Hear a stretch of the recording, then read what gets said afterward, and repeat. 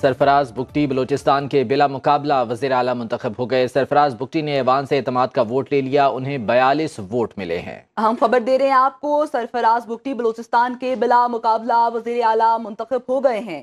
سرفراز بگٹی نے ایوان سے اعتماد کا ووٹ لے لیا، انہیں 42 ووٹ ملے ہیں۔ اہم خبر صوبہ بلوچستان سے، جہاں پر سرفراز بگٹی کے بلا مقابلہ وزیر اعلیٰ منتخب ہونے کی اطلاعات سامنے آ چکی ہیں۔ اسی پر مزید تفصیلات جانیں گے، ہمارے ساتھ موجود ہے ہمارے نمائندہ فضل طواب۔ جی فضل، بتائے گا کیا ڈیٹیلز ہیں؟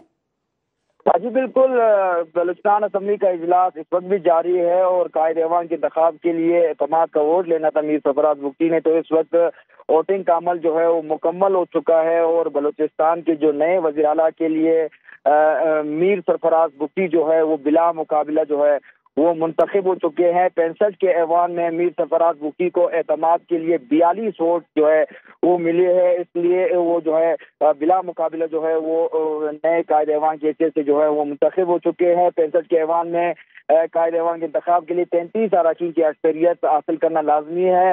اسپیکر بلوچستان اسمبلی عبدالخالق اصغری نے اسمبلی اجلاس شروع ہوتے ہی ان کا یہ کہنا تھا کہ جو قائد ایوان ہیں ان کے انتخاب کے لیے کاغذات نامزدگی جو ہے وہ صرف میر سرفراز بگٹی کی جانب سے جمع کرائے گئے تھے جو پیپلز پارٹی کے امیدوار تھے۔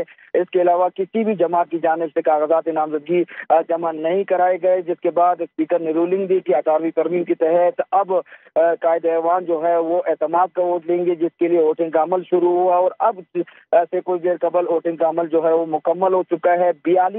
65 کے ایوان میں 42 ووٹ جو ہے وہ میر سرفراز بگٹی نے حاصل کر کے بلوچستان کے جو ہے وہ بلا مقابلہ وزیر اعلیٰ بلوچستان منتخب ہو چکے ہیں۔ اور اس وقت جو بلوچستان اسمبلی میں اپوزیشن جماعتیں ہیں، نیشنل پارٹی اور جمعیت علماء اسلام نے اس رائے شماری کا بائیکاٹ کیا، جبکہ نیشنل پارٹی کے اراکین جو تھے وہ اسمبلی میں موجود تھے۔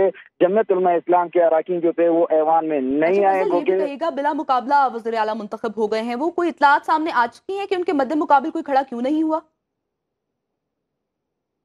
چونکہ جمعیت علماء اسلامی یہاں پر بڑی جماعت ہے جن کی جو ہے تعداد سب سے زیادہ ہے اپوزیشن کے حوالے سے، تو ان کا یہی کہنا تھا کہ مرکز کی جانب سے یہ فیصلہ ہوا تھا جمعیت علماء اسلام کی جانب سے کہ اسپیکر، ڈپٹی اسپیکر اور قائد ایوان کے انتخاب میں حصہ وہ نہیں لیں گے، اس کا بائیکاٹ کریں گے۔ جس طریقے سے انہوں نے مرکز میں وفاق میں بائیکاٹ کیا، اسی طرح بلوچستان اسمبلی میں بھی انہوں نے اس انتخابی عمل کا مکمل طور پر بائیکاٹ کیا، اس لیے وہ اپنا امیدوار جو ہے وہ سامنے نہیں لائے۔ گزشتہ دنوں ہم نے دیکھا کہ نیشنل پارٹی کی جانب سے ڈاکٹر عبدالمالک بلوچ جو ہے انہوں نے بھی اسپیکر کے جو انتخاب تھا اس میں حصہ نہیں لیا اور بائیکاٹ کرتے ہوئے اعلان کیا کہ ہم اس رائے شماری اور اس انتخاب کا حصہ نہیں بنیں گے، کیونکہ مبینہ دانگی کے خلاف ان کا یہی کہنا ہے کہ ہم سراپا احتجاج ہے، اس لیے وہ اپنا جو امیدوار ہے وہ سامنے نہیں لائے ہیں۔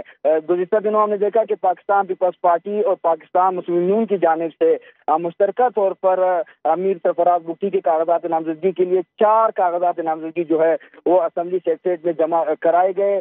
مقررہ وقت تک کسی امیدوار کی جانب سے کاغذات نامزدگی جمع نہیں کرائے گئے۔ گزشتہ روز ہی بلا مقابلہ منتخب ہو چکے تھے، تاہم جو 18ویں ترمیم ہے رولز کے مطابق جو ہے قائد ایوان جو ہے وہ انہوں نے اپنا اعتماد کا ووٹ حاصل کرنے کے لیے اسمبلی اجلاس میں آنا۔ فضل طواب، یہ بتائیے گا کہ اب تقریبی علف برداری کتنے بجے ہے اور کون کون سی شخصیات مدعو کی گئی ہیں اس میں؟ دیکھیے اس طرح ہے کہ اب سے کچھ دیر بعد چونکہ اسپیکر بلوچستان اسمبلی عبدالخالق اصغری جو ہے وہ باقاعدہ جو ہے نو منتخب وزیر اعلیٰ بلوچستان کا اعلان کریں گے، جس کے بعد یہ کہا جا رہا ہے کہ 3 بجے گورنر ہاؤس میں تقریب علبرداری کے حوالے سے تمام تر تیاریاں جو ہے وہ مکمل کر لی گئی ہے، وہاں پر مہمانوں کے حوالے سے بھی لسٹیں جو ہے وہ تیار کر لی گئی ہے۔ یہ کبھی امکان ظاہر کیا جا رہا ہے کہ chairman Peoples Party Bilawal Bhutto Zardari بھی جو ہے وہ آج 2 بجے امکان ظاہر کیا جا رہا ہے کہ وہ کوئٹہ پہنچیں گے اور تقریب علبرداری میں شرکت کریں گے۔ تقریب علبرداری جو ہے وہ دوپہر 3 بجے گورنر ہاؤس میں منعقد ہوگی۔ گورنر بلوچستان ملک عبدالولی کاکڑ جو ہے وہ نو منتخب وزیر اعلیٰ بلوچستان میر سرفراز بگٹی سے حلف لیں گے، ساتھ ہی ساتھ کئی اہم شخصیات جو ہے 3 بجے حلف لیا جائے گا، باقاعدہ اس کی گورنر ہاؤس میں تقریبی ہوگی۔ فضل طواب، آپ آگاہ کر رہے تھے، آپ کا بہت شکریہ۔